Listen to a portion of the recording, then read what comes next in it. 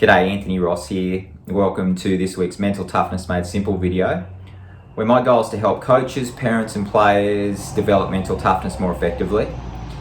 And recently I was reading Nick Saviano's book, Maximum Tennis, which I really enjoyed. A lot of great advice in there, but one poor piece of advice that he gave, and this piece of advice is very, very common among even the best coaches.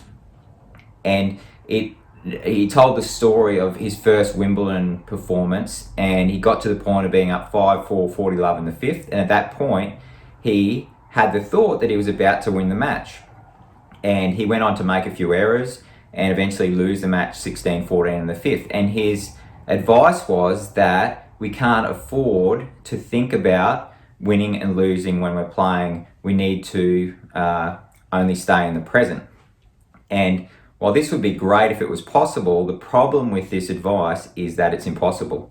So all we need to do throughout our own days is to recognize when we're trying to perform tasks, just notice how much of the time we are thinking about possible future outcomes, if things are going to go well or if they're not going to go well, even judgments about how well we're doing things and so forth. It's the nature of our mind. And so when we advise to our players to not think about the outcome, and not think about possible outcomes, we're asking them to do something which isn't possible. And what results then is more difficult internal experiences. They end up having judgments about their own inability to stop having these outcome thoughts. So that's a real add-on problem. When we try to be helpful, what happens is players end up not only having the normal thoughts and feelings around the outcomes, but they have difficult judgments about their inability to stay in the present. And so what we need to do to be helpful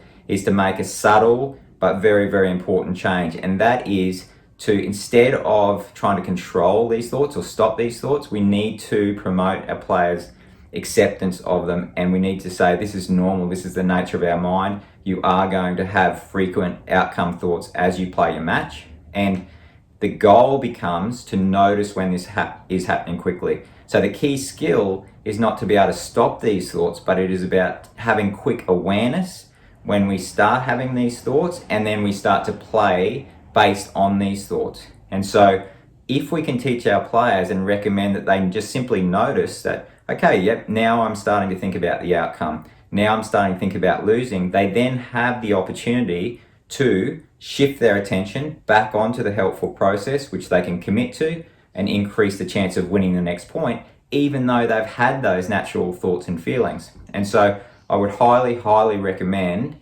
that you try to understand this idea of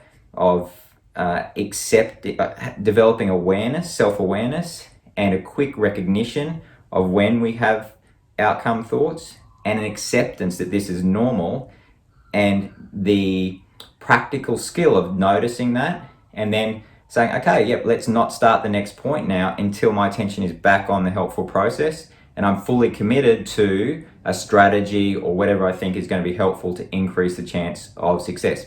So I hope this makes sense to you, and I hope you find it helpful. As I said, I really recommend that if you're a coach or a parent trying to help your players and children, that you have a think about this and see if it makes some sense.